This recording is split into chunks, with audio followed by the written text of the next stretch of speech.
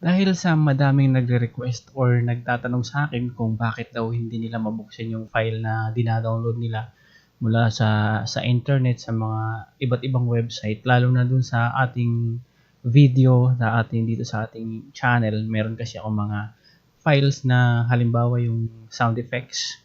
So nagtataka sila, na download naman nila pero hindi daw nila mabuksan. So ang unang-una pong dahilan dyan kung bakit hindi nyo mabuksan, kasi nakazip po yan.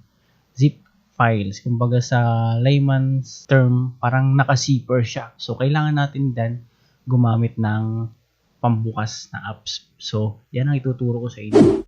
Welcome back po kayong muli dito sa ating channel. At kung bago ka pa lang dito sa aking channel, huwag mong kalimutan mag-subscribe. Pa-click mo na rin yung bell notification para lagi kang updated sa aking mga videos. At huwag mong kalimutan mag-comment, mag-like, at paki-share na din yung ating video para din mapanood ng iba pa nating mga namumroblema ng ganitong problema.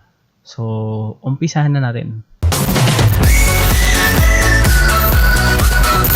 Okay, ang gagawin muna natin ay pupunta tayo, magda-download muna tayo ng naka-zip na files para makita nyo kung paano ang gagawin. So, punta tayo ng YouTube. Punta tayo dun sa channel ko.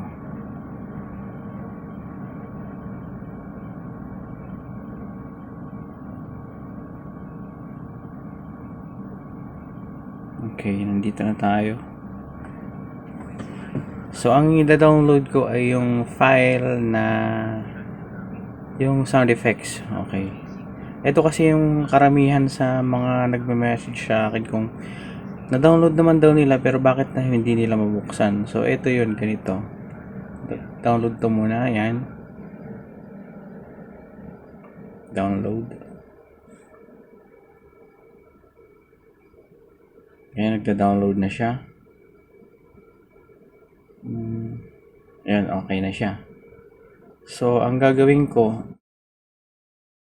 nandun to sa, punta tayo ng file manager ng phone nyo. Punta kayo doon. Tapos, punta kayo ng download folder. Nandun yun. So, ito yun sa akin, no.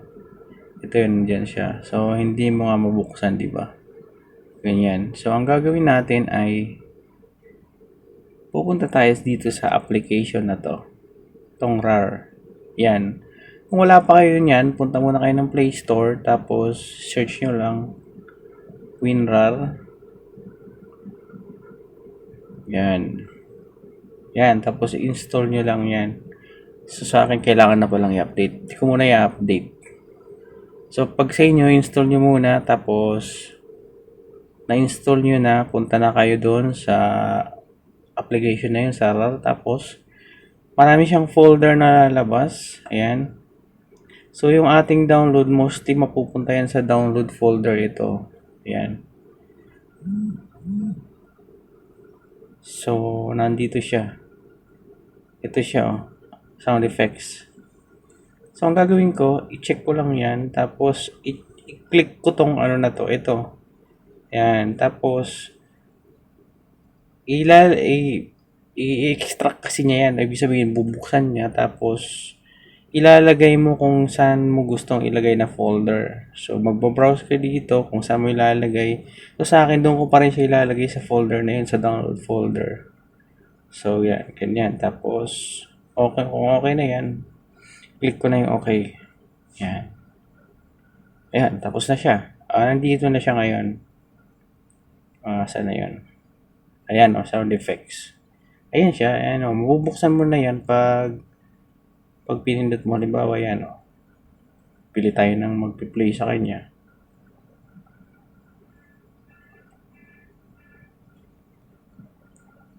Ang sound. Yan, di ba? Nabuksan na. So, yan. Ganyan lang kabilis. Ganyan lang kadali. Yung pag-extract ng naka-zip na mga files, naka-RAR. Excuse me. Punta ka lang ng RAR, tapos ng RAR na application. Kung wala ka, install mo muna. Tapos, punta ka doon sa download folders. Doon kasi mapupunta yun di ba? Yung mga dinownload yan. Tapos, click nyo. Tapos, ito, yung arrow na to, ito, yung extract files. So, makikita mo naman pag diniinan mo. Extract files. So, yan. So, ganyan lang po. Pag pinindot mo na yan, tapos tatanungin ka kung saan mo ilalagay, saan folder mo ilalagay. So, wag mo nang baguhin yung yung path. Ganun pa rin. Tapos click mo na lang yung okay. So, yung sa akin, hindi na natin, dahil nandun na nakalagay na, hindi na natin i-overwrite. So ganun lang yun. Ganun lang kabilis. So, ayan guys, ang ating tutorial for today. Sana may natutunan kayo at sana na-solve natin na ang problema nito. Maraming salamat sa inyong panonood. Hanggang sa muli. At syempre, huwag mong kalimutan mag-subscribe. Baka hindi ka pa nakapag-subscribe. Paalam. Bye-bye.